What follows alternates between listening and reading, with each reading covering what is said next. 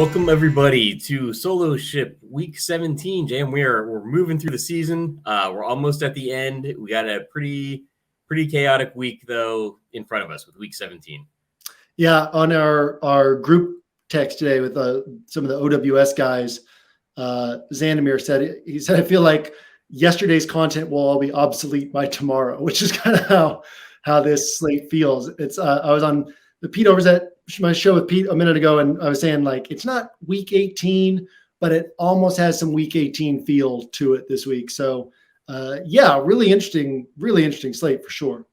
Yeah, it's got a lot going on. It's like week 18 junior. I mean, week 17 used to be where everything was crazy, but we have that element with a few games where teams are starting to lose things to play for. Like some teams don't have anything to play for.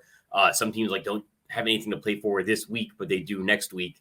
And I think that's highly relevant. And we saw that, with the Thursday night game just last night, with Tennessee. It's a mess. I haven't seen people talking about this a lot on like DFS Twitter or anything, but the slate's not the same on FanDuel and DraftKings. Like the game is on FanDuel. FanDuel in their imminent wisdom decided to put their slate up without checking to see what the flex scheduling had done. And so they've got the Sunday night game on. They're missing one of the Sunday day games because it was originally the Sunday night game. Shout out to FanDuel for how well they run things over there. Chargers Rams is not on the slate for FanDuel. It is for DraftKings. And it's going to be a throwback on FanDuel where they played the whole Sunday slate in the main slate. Because that slate's not going to be over until the Sunday night game is done. Yeah. Baltimore and I think it's Baltimore and Pittsburgh are on the slate. So you got to play that out and see. Yeah, for as much as people complain about how bad the main slates are with like all the island games off of them, I definitely enjoy like having things resolved on the West Coast by 4:30 p.m. Right. I remember having in back in like 2014, 2015, the Monday night game was on the main slate as well. So you had to really wait the whole weekend for things to be resolved. But yeah, it'll be an interesting weekend there. And then another thing I don't think people are talking about enough is you alluded to this, but the Titans rested Derrick Henry. They rested Malik Willis. Might have lost Malik Willis his job for the stretch run in doing so, but they rested kind of key starters because they don't have anything to play for in week 17, but their week 18 game is a divisional championship game.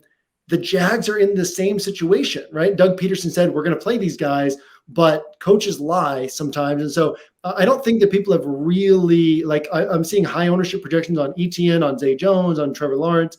There's some interesting things to dig into there as well, just because I think that there's higher risk than the field is apparently recognizing. There's Christian McCaffrey is coming in with high ownership projections 1 week after, we talked on the show last week. I think we talked on the show about Mike on the site in the NFL Edge had kind of presented the supposition that, hey, look, the 49ers probably can't get the 1 seed. They can't fall below the 3 seed. They're still playing to win, but they might start resting, like not giving Christian McCaffrey 100% of the touches when the game's still competitive. Sure enough, right? You kind of look at the box score and it's like same thing, but it wasn't the same thing. The previous game, McCaffrey had 100% of the touches, and then Jordan Mason came in as the closer once they had a big lead. Last week, Tyrion Davis-Price was mixing in the first quarter. So similar sort of thing where you probably don't see 30 touches from Christian McCaffrey, probably count to like 18 to 22 touches at $9K in salary on a team that won't throw the ball more than 23 to 25 times if they can help it. So yeah, just a lot of interesting elements in play this week.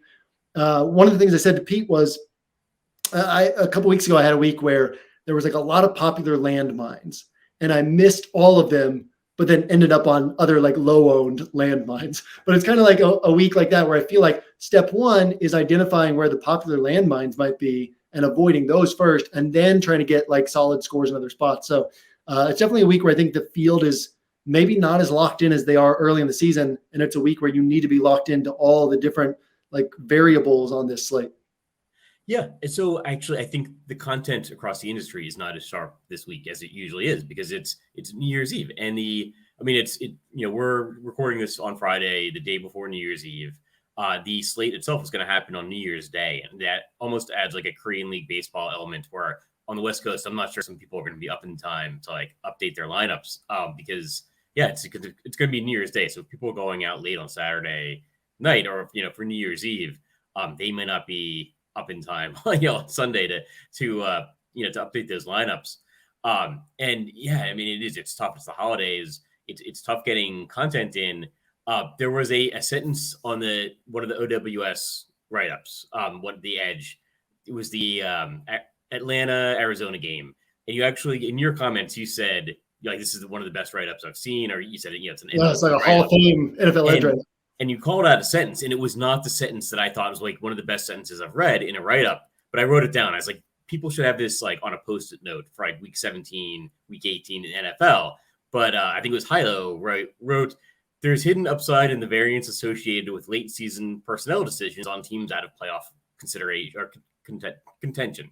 And it was about Tyler Algier. Yeah. Like you need to be thinking about this stuff all the time. And the content really this week, I think, is not like thinking about things like playoff positioning, like you pointed out with the Jacksonville, like they're drawing high ownership, and like coaches lie all the time.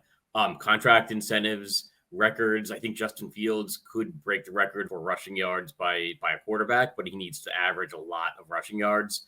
I think Justin Jefferson's in a similar situation with the single season receiving yard record. Like those things matter. And particularly like contract incentives, which is going to be more in play, I think, next week with the final week of the season.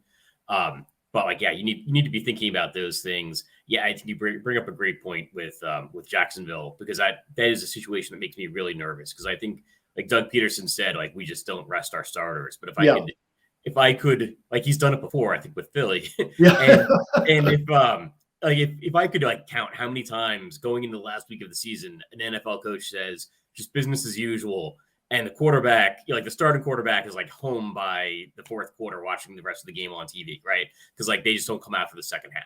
And I have to think Doug Peterson might be thinking today we're going to play our starters, but like what if Trevor Lawrence gets hurt in the game? Like that's not a situation he wants to be in as a head coach, where they're trying to make the playoffs. Yeah. How's my audio? I just realized my mic wasn't plugged in that whole time. Oh, that's fine. I don't know. Apparently sounds good. Shout out to the MacBook for picking up my audio. I got the mic plugged in now. And I want to talk about that game real quickly, because one of the things I think is interesting is I pointed this out this week is that offense. What I said was there was a point in the season where Trevor Lawrence had 10 touchdowns and 6 picks. And since then, he's thrown 14 touchdowns and 1 pick. And a player doesn't improve that much from like 1 week to the next. That's a thing of like they've unlocked like his potential, and a lot of that just comes down to confidence and belief, and we can't quantify that analytically, but we saw it with Zach Wilson, right? Like Zach Wilson is completely unraveled. They had to sit him because he can't make simple throws because of a lack of confidence. His mechanics have broken down, all this. Justin Fields, I talked about it earlier this year, like you could visibly see his confidence growing as he got more and more comfortable in the offense, and then you start feeling like Superman when you're out there. You start taking bigger risks. And you feel it in DFS too, right? Where a couple wins and you start playing really well, right?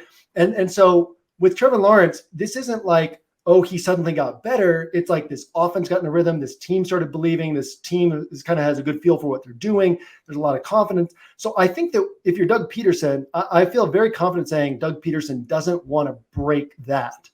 But there's 2 ways that you could try to keep that up. One way is you come out, you run your normal offense in the first half, and then you get several good drives under your belt, and then you say, okay, good, like let's get you guys off the field. And the other way you do it is you just play the full game. But I think that if you play these guys at the start of the game, you're going to be like, okay, nice. Like it's just a normal game, right? Because that's how they're going to start this game more than likely. They need to stay in rhythm to kind of get this. They got to win 5 straight games, weeks 18 through the Super Bowl, if they want to win a Super Bowl this year. So why not stay in rhythm? But also, if you're in rhythm after 1.5 quarters, why not be like, okay, like we're good, right? Let's sit these guys. And so I could easily see that happening. And I like to typically take a cue from what Vegas tells us in these spots. A lot of times we'll see a coach in week 18 be like, we're playing all the guys, but then their implied team total is like 17 points, right? The Jags are kind of funny because they're 23 points, which is lower than you would expect. But also the Texans defense has been playing well lately. So it's kind of like a hedge between like what the Jags, like if the Jags play a full game, they're probably scoring more than 23 points, but we don't really know. So we're not putting them down at like 20 points. So yeah, I mean, I think that there's risk there. I think that they're a really interesting tournament offense, but the fact that they're coming with high ownership, like the bigger edges and just not playing them and hoping that that's the way things play out. So yeah, it's like we said, I mean, interesting all the way around, some weird usage stuff to pay attention to with some of these teams that like are prepping for the playoffs, some of these teams that are getting ready for next season, like the Falcons with Algier and Drake London seeing all this bump in work lately. And then teams like the Jags where it's like, hey, we don't have anything to play for this week, but next week we do. So all of those are things that we have to be aware of this week. And like you said, I mean, you mentioned Hilo, right? And this great write-up that he had. I think there's a sliding scale of how many kids you have and how dialed in you are for this week, right? Because with 2 kids, I'm like, oh, New Year's is this week. I forgot about that. Like that's a foreign concept to me. You have 1 kid and she's 6. So you're in New York City right now, having a good time, right? Hilo's got 4 kids. So he's like, New Year's isn't a thing for him. He's just at home working. So yeah, it's like, to me, I wasn't even thinking about that element because I've got 2 kids under the age of 4. I'm like, what's New Year's again? Right. But yeah, for most people, it's like New Year's on Saturday night. That's going to impact the way that they play this slate. So I think that the fact that there are so many things to think about this week and that it overlaps with this New Year's slate where content's not as good. In fact, I mean, I remember I haven't read other content in the industry, but last year there were some content providers I really respect. And I read their stuff in like New Year's week. And I was like, did you forget that there was a slate this week? Like, so it is kind of like that, right? And then DFS players will be kind of checked out a little bit. So there's an edge in buckling down and kind of getting a handle on these things this week for sure. Yeah, and actually, I think there's an edge in getting older too. Like as you get the age of like NFL head coaches are, like I look at this situation with Jacksonville, and I think like if a big name player and the big name players tend to be the guys we care about in fantasy. Like if he gets hurt, like they have nothing to play for this week, they have a huge thing to play for next week. And if Trevor Lawrence gets hurt and he's already listed as questionable, and he's not able to play next week, I mean, that's the coach's job right there, right? And that's like they're gonna have to fire their assistant coaches. Like everybody's gonna have to move and find new jobs. Like I don't know. Maybe they play the full game. I can't imagine it's worth that risk. I can't imagine. And I think you talked about like Travis Etienne, like the guys up front, the guys that really take punishments. Like why would you run them out there? And especially like you have backups all season. They're like every week are advocating for more work, right? Like they want to get more work. Right. They can get a big contract. Like make those guys happy with a week. Like I think it'd be like JaMychal Hasty, like maybe Marvin Jones, right? Some veterans that have maybe sacrificed a little. Some other guys kind of shine in the spotlight. Like get those guys some numbers, get those guys some reps and some. So here's a question let's talk. I mean, this is technically a single entry show. As we've established, though, we really like talking about the slate, and we'll hone in on some single entry stuff. What about a guy like Jamal Agnew? Yeah, I hadn't thought about this till you were just saying that, but like Jamal Agnew, who has legitimate game-breaking ball in his hands upside, is probably priced at $3K. I haven't even checked. He's priced at $3K. Couldn't we see like Jamal Agnew play 2.5 quarters and then say, hey, let's do a Jamal, because when Jamal Agnew plays, you got to get, he's like Rashid Shaheed, right? You got to get schemed touches for him. But in real games this year, he has a 21 pointer. He has a 14.7 pointer, playing behind all these other guys. I think he's an interesting guy in like, not even the milli maker, but like the slant, play him on 5% of rosters in the slant.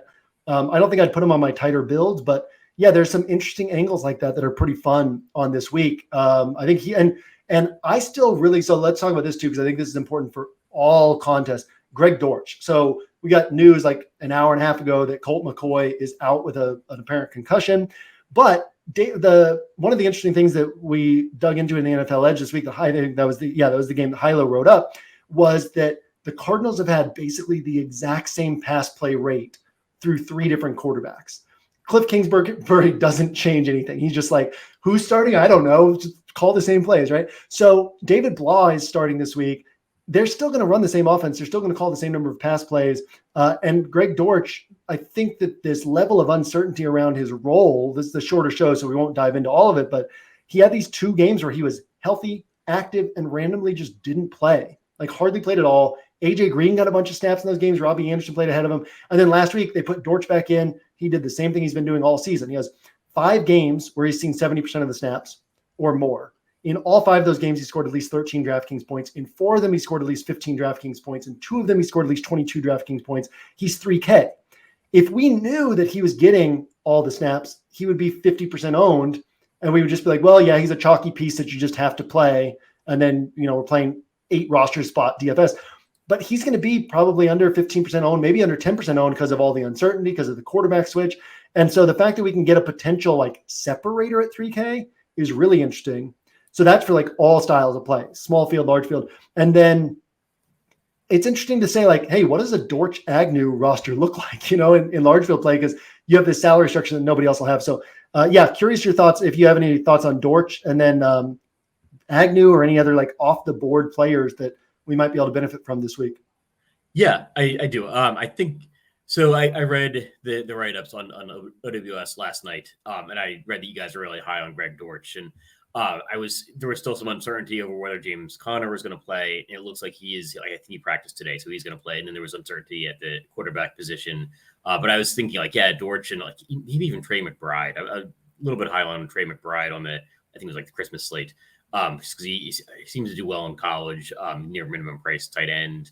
And when they have like the third string quarterback in, I tend to think, well, he might be throwing to the guys that were backups at the beginning of the season, right? Like you went through like, preseason and training camp and they're doing reps together in practice, while the starters are all doing reps together, but now like all the starters are gone. So yeah, I like the idea of playing Greg Dortch. I think we have him at like 1.7% ownership on DraftKings on RotoGrinders. I would take the over on that if I could, because I think Dortch is by far the best 3K wide receiver.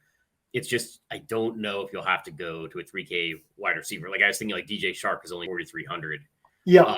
So it's like a $1,300. I mean, $1,300 is a significant difference. I like the Agnew call. I like the idea of playing some of the Jacksonville backups or Jacksonville guys that wouldn't get as many reps in a regular week. In larger field. I think it's like probably 2 out there for single entry, but it depends on your risk tolerance. But yeah, I love the idea. I think Dortch is good. I was less high on him with Colt McCoy because like McCoy, I think didn't throw as much to him. Whereas I think last week Dortch went nuts with McSorley. Yeah. Yeah, but I mean, he didn't play snaps with McCoy. Like he literally played like 5 and 7 snaps or something like that. It was like really weird usage in those games. And then, I mean, I'm with you on Shark. I mean, this guy is perpetually undervalued. In week 13, he put up 14.8 points, but he was 2 yards shy of the bonus, right? So 2 yards away from putting up 18 points. Week 14, he put up 21.4, and he was 6 yards shy of the bonus. So 6 yards away from that actually being a 25-pointer. Week 16, he put up 17.8 points with the bonus, but without a touchdown. And I think people don't look at him as like a guy who can consistently go for 20 points. And everybody, I mean, nothing against Amon-Ra St. Brown, but everybody wants to play Amon-Ra St. Brown at 7,800. Nobody wants to play Shark at 4,300 in what's clearly the best game. I mean, there's no question it's the best game environment on the slate. If we played out the slate 100 times, it would top all the other games, maybe all the other games combined, right? More times than not.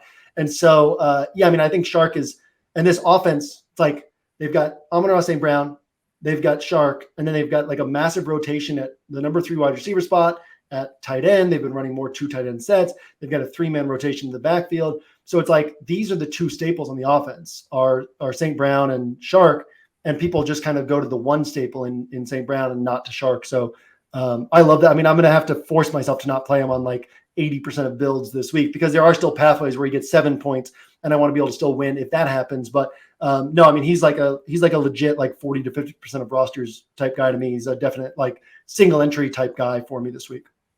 Yeah, absolutely. And we should talk about that game environment because I think I don't always like focus on one game environment, but it's hard not to. And we actually have a bigger slate this week. We have 13 games instead of like the last few weeks we've had 10 games. Like that, the Detroit-Chicago game really stands out, and I think it starts with quarterback pricing. That might be another like New Year's holiday casualty is the pricing on DraftKings on Jared Goff. Just like there's no reason for him to be so cheap. That's like the best game environment. But I like the idea. I kind of like Justin Fields on FanDuel and Goff on DraftKings, although he could play either on either site. But then mixing and matching that game with some other much lower owned pieces. But yeah, the Amon-Ra St. Brown I think is going to be extremely popular, and DJ Shark's not. I think some of it comes down to injuries, whereas Amon-Ra pretty much been there all season. And I think like DJ Shark missed some time with an injury, and he hasn't been as relevant in like season-long fantasy, if that makes sense. Like he's just not on people's radars. Whereas like the running backs are like Swift and Jamal Williams has had this like big touchdown run, and that's notable. And then it's Amon-Ra St. Brown, and then everything else is just a little bit of confusion after that. But it's not. It's actually just DJ Shark is one of the main staples, like you said. Yeah. I think people kind of perceived Josh Reynolds as the number 2, so they kind of then had this perception that when Jameson Williams started working back in, Shark would lose snaps, which again hasn't been Shark. People don't perceive Shark as being this great wide receiver, right? He's not like an elite wide receiver, but he's a really excellent number 2. He was injured last year, so then people weren't like he's out of sight, out of mind, and injured for part of this year. So and he's playing 90+% of the snaps. And like you said, the pricing on Goff is silly. I think that Goff will be obviously very popular, but not even as popular as he should be, right? He should be priced $1K to $1.5K more, which is kind of the top end of the pocket passer range. I laid out all the numbers in the NFL Edge, but he's basically a top 6 quarterback this year in yards and touchdowns and avoiding interceptions.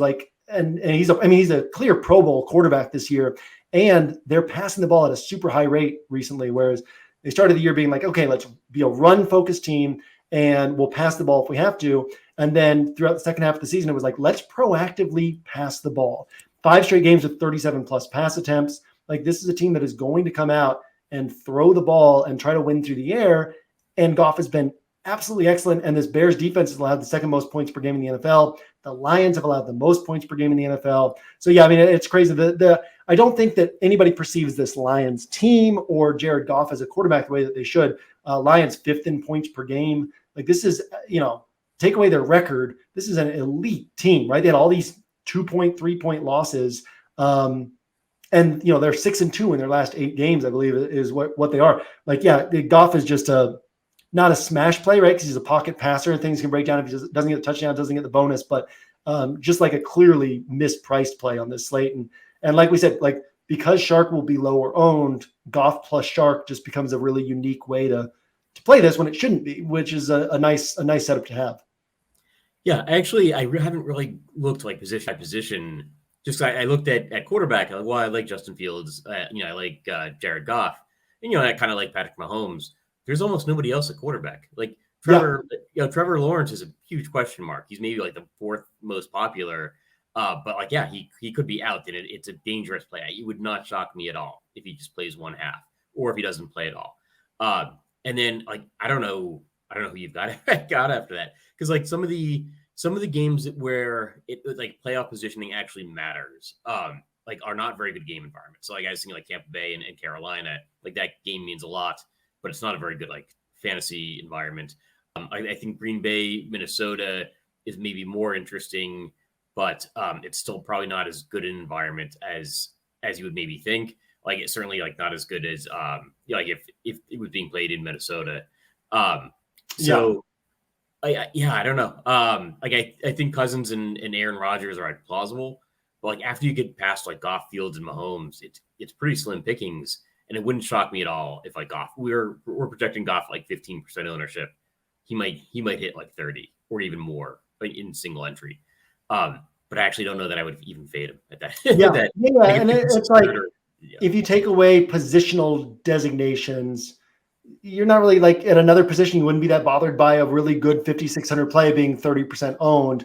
I agree with you. I think he'll be a lot higher owned in single entry than what ownership projections are showing, just because of the nature of single entry and the nature of how underpriced Goff is. And like I said, if he doesn't get the 300-yard bonus, if the touchdowns come on the ground, all of a sudden, he puts up 15 to 17 points in a really good game environment and like slightly hurts everybody who played him. So I don't think he's like some have to play him play, but he's definitely a play that I'm very happy to play at high ownership and single entry. The only other quarterback I have on my list beyond that is Gardner Minshew.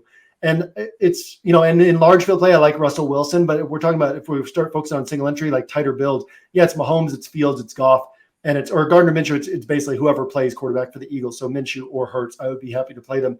The rest of these guys are really large field plays for me. And, you mentioned that Packers Vikings game environment, right? It's like you said, it's not as good as people are going to expect or think of it as being. Rodgers hasn't topped I think it's 20.34 DraftKings points was his best game this season. And he's $6K in salary, right? And then Cousins is playing this really good Packers pass defense. Had those 2 big games that kind of got everybody on him, but most of the season he hasn't been posting big scores. And in the very similar offense last year, Matthew Stafford, same thing, like always solid scores, but no scores that were going to win you a tournament. Lots of 20, 22, 23 pointers. And so, yeah, it's like maybe Goff only puts up 15 to 17, but then, maybe Fields puts up 30, or maybe Mahomes puts up 35, or maybe the Eagles quarterback puts up 30. And I just don't see a lot of these other quarterbacks really pushing for that type of score. So I'm comfortable keeping a super narrow quarterback pool, even though it's a larger slate than we've had recently. Yeah, I kind of agree with that. I think the chances that Goff hurts you, especially with his DraftKings pricing, is very small, and so like the ownership is justified even in single entry. I wanted to just touch on the running back position. You mentioned Christian McCaffrey. I think he's going to be really popular. And you mentioned Tyrion Davis-Price, who I know because I got his DraftKings Rainmakers. You open these packs with the NFT. I'm like, who is this guy? And I saw him last week, early in the game, getting carries. I'm like, oh, there he is. But it's relevant because San Francisco has less and less to play for. And that's another thing. Coaches do not want to get their star guys hurt if they don't have something to play for, right? Because it's going to make them look really bad. That is a fireable decision. And it does seem like people are getting a little bit overconfident in Christian McCaffrey because he's had this great string of games. Deebo Samuel is back. Even if everybody is playing the whole game, Deebo Samuel is back, that takes away from McCaffrey. So he could be, he's 9,500 on FanDuel. I'm sure he's very expensive on DraftKings. 9K on DraftKings, yeah. And they're playing, Jarrett Stidham is starting for the Raiders. It's hard to see this game staying close. So even if the 49ers give McCaffrey 100% of the touches until they have a big lead, that still probably caps him at 22 to 25 touches. But then if they start spelling him in the first and second quarter, he could end up with 17 touches and that's it for 9K in salary. And again, their pass attempts have been, I think it was 21, 25, and 26 in Brock Purdy's last 3 games. Even with Garoppolo, there was a stretch of I think it was 14 games, 12 out of 14 games that the 49ers had won, he'd finished below 30 pass attempts, right? When they're winning games, they don't pass the ball a lot. That's their offense. And then if they're spelling Christian McCaffrey early and then taking him out when they have a big lead, it's hard for me to see. I keep saying this week, and now I'm watch him go out and put up 40 points, right? But take it as one person's opinion if you're listening to me, but it's just hard for me to see him putting up the type of game that would bury me for not having had him. And it's easy for me to see him hurting people who played him. So he's such an easy fade for me this week. It's not even a question. And then Saquon hasn't topped 26 points since week 1. Josh Jacobs is playing with Jarrett Stidham against the 49ers defense. Austin Eckler has seen his role actually shrink a little bit. He's got this knee injury. So I kind of think it's a week. I won't be playing a running back above 7,200 this week. It's James Conner, Aaron Jones, Dalvin Cook, Ramondre Stevenson. That's where things start to get interesting to me because all those guys above that, I think they end up in this 15 to 25 point range this week. Yeah, actually, I think it's important to think about when McCaffrey has 40-point games, where does that come from? And it's because San Francisco is pressing the whole game and they're even throwing the ball and McCaffrey's getting some receptions. That's where he's been so dangerous in the past. And that's why he's such a high-priced running back. But I don't see this as being that kind of game where San Francisco's got to throw the ball a lot. They could just score 2 touchdowns and wait and see can the Raiders score. And that could involve a lot of Tyrion Davis-Price rushes. Those 2 touchdowns might even be scored by the defense in this game. Right. I'm surprised you didn't mention Miles Sanders unless I didn't hear you. And he's actually somebody that I'm a little bit interested in this week because his price has come down a little bit. And so I think Miles Sanders could be interesting. I was looking because Washington is going to be missing Antonio Gibson. So I wanted to see, should I play Brian Robinson? I saw Miles Sanders is cheaper than Robinson. I'd much prefer to play Miles Sanders.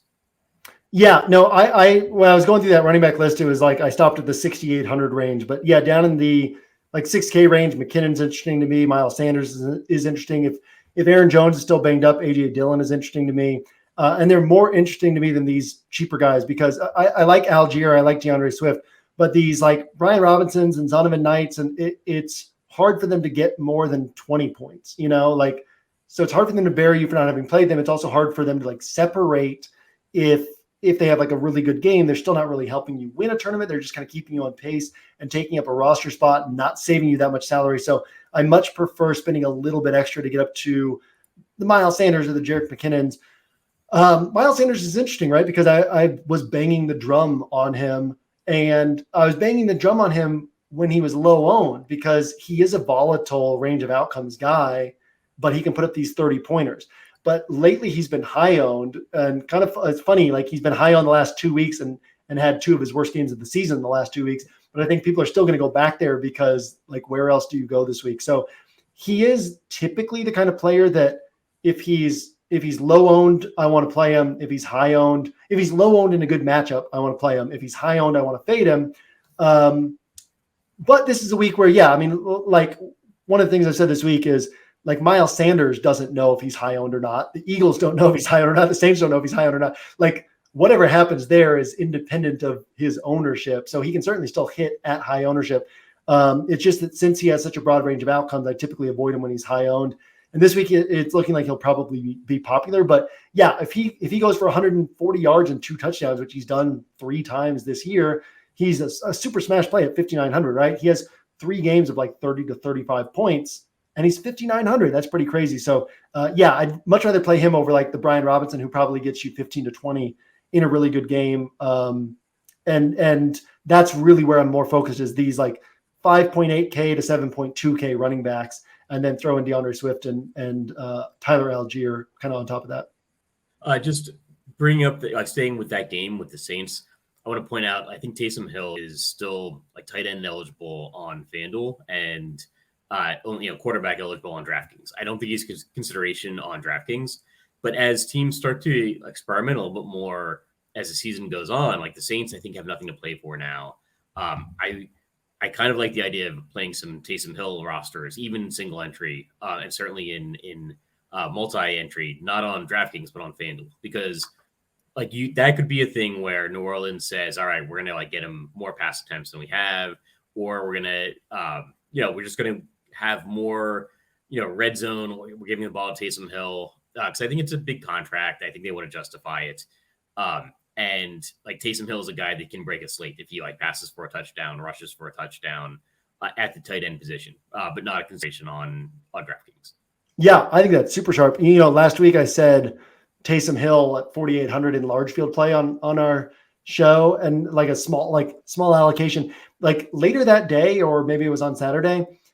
I guess the main slate was on Saturday last week. So yeah, later that day, sportsbooks ended up pulling the passing yardage props for Andy Dalton. Yeah. And I was like, man, I literally was tempted to play Taysom Hill at quarterback last week on tighter builds, because it was like, do they know something we don't know? Like, are that, because there was all this talk that the Saints might use Taysom Hill more. There was the bad weather. And I was like, man, maybe their whole game plan is just Taysom Hill centric, and he's going to play quarterback and he's going to get a bunch of carries and get 15 pass attempts. Didn't end up happening. But no, I mean, I think it's a super sharp way to go, because people don't like that uncertainty.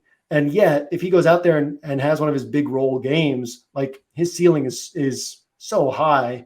And at the tight end position, I think it's super sharp. Yeah, because you're basically getting like a mid usage running back / a low usage quarterback at the tight end position, which is just has a lot of value in it. I like that call quite a bit. Yeah, and just to be clear, there's not a lot you're necessarily giving up at the tight end position, but the upside for Taysom Hill is huge, and he's getting some work no matter what, right? So it's unlikely that it's going to totally burn you, but he's getting rushing yards. Like almost every tight end on the slate could give you a 0 or could give you like a very small score. Whereas Taysom Hill is probably going to get some guaranteed rushing yards, and he could get like a passing touchdown or maybe even a long passing touchdown. So that's something that seems relevant to me, just because it is something that could break the slate that people aren't really thinking about. Yeah. Is there anybody else that, I mean, if Debo plays, then Kittle's way less interesting. Yeah. Kelsey's interesting, but also, I mean, really expensive and could easily score another 15 to 18 pointer. What are you seeing at tight end this week for tighter builds? Yeah. So, I mean, I like like I always like playing Travis Kelce, and I especially like multi-entry, really, single entry or multi-entry. Um, he's always seems underowned for getting guaranteed points at a position where there's not a lot of guaranteed points. Cole Kmet, I guess, is interesting, and I'll probably end up with a fair amount of Cole Kmet, but I think he'll be pretty popular because I think that Chicago-Detroit game, the more I'm looking at it, and how little there is a quarterback outside of that game, I think everybody from that game is going to be popular, except for DJ Shark for whatever reason. And Mark Andrews, I guess, is on FanDuel this week because I've got the Baltimore game, and I guess Pat Fryermuth. Probably still not interested, although it'd be an interesting like Sunday night hammer to bring out on the FanDuel slate. But yeah, there's not a lot. I guess Dallas Goedert as well. If we're getting Gardner Minshew, which I think it's looking more likely we'll get Minshew than Hurts. I think Dallas Goedert is interesting as well. But none of those guys really strikes me, for the price as being a standout. Like Travis Kelce is clearly the best, but he's, you're gonna have to pay up for it. So if you play Travis Kelce and he does well, and then that's putting you on some additional value pieces like Agnew and Dortch in the same roster. That's that's or even Dortch and Shark, then you're getting like high probability, high ceiling for the price tag is a sharp way to build. Yeah, I mean, I think tight end's very thin this week. I think if you go down, maybe the best value is Tyler Conklin, who I think people underestimate how tremendous Seattle's been against wideouts this year. They've been a top 3 defense against wide receivers, and we're in week 17. This isn't a fluke, right? They've been basically, I laid out the numbers, but they were like almost identical numbers to the Jets, and everybody avoids wide receivers against the Jets. Everybody plays wide receivers against Seattle. Kansas City's been the same way for years, right? People are just like, oh, high scoring against Kansas City. They've been bad against wideouts this year, but the past few years, and yet all season they've held wideouts to like no production, and people are like, play wideouts in this spot. But Seattle's been awful against tight ends, right? Like bottom 5 defense against tight ends. So I think Tyler Conklin is interesting. Hilo sent us a roster in our group text with Jelani Woods. So I think since Kyle Granson's going to be out, just the thought of like who gets the touches there for the Colts. So I hadn't really thought about him much, but maybe he's interesting. But yeah, I mean, I think tight end's really thin. And if you don't, basically, if I don't, you mentioned Trey McBride, I think he's viable. But yeah, it's like if I don't play Goddard or Kittle or Kelce or Kmet, like I might just pay all the way down, right? And get down to these 2,900 guys down here and hope I get like 8 to 10 points and then move on from there. You mentioned Seattle being good against wide receivers, and that's like the second known receiver I think that we've got after Amon-Ra St. Brown is Garrett Wilson. But like I don't know, like Mike White's back. Like you'll probably Garrett Wilson from me with Mike White out of like old dead hands because he's been underpriced. But you bring up a good point. Like there is a path to failure there that people probably aren't thinking about. And whereas like probably playing Amon-Ra St. Brown, even with the field, like Garrett Wilson might end up being overowned. Just because he's like the narrative of Mike White being back and he doesn't like, and Garrett Wilson doesn't have to deal with Zach Wilson anymore. I think is going to lead to him being played a lot, and he's still got a good price tag. So I like Garrett Wilson might end up being overowned for the matchup that people don't necessarily realize is a bad matchup. Yeah, no, absolutely. And I think, I mean, Garrett Wilson is a guy I'm not going to argue against because he's so talented, but also not going to be featured on my tighter builds this week, just because like, why tempt this matchup that's been like, again, it's basically the same thing as playing a wideout against the Jets, and nobody plays wideouts against the Jets. So why are we enthusiastic about playing them against Seattle? Yeah, I mean, it's not a spot that I'm going this week on Garrett Wilson. Again, not a spot I'm arguing against because he's so talented and so underpriced, but like I'd rather play Juju for 100 more this week where, he's had 17 plus points in 5 of his last 6 like full snap games. One of those came against Denver. And he's playing against Denver this week at home, with Patrick Mahomes at quarterback, which is better than Mike White at quarterback, So yeah, but again, I'm not arguing against it for anybody who wants to play that one, but it's just not a place I'm going this week. And I think that's an interesting thing this week is that a lot of the players are somewhat even in terms of like actual projections. And so rather than going to the high owned guys who are like basically even in projections, I'm going to go to the low owned guys who have similar projections to them outside of like the clear best spots, like that Detroit Chicago game, maybe the Kansas City offense, some spots like that. I'll be happy to just like, I'll think like just by purely thinking for myself this week, I'll just have a really different build than other people will have, which is always a nice week where you're not like, how can I get different? But instead you're just like, what do I like the most? And then you look up and you're like, oh, cool. This is really different from what everybody else has. And it's what I wanted to build. So yeah, it's kind of a week like that for me. Yeah, well, I think it's a good week to embrace the variance.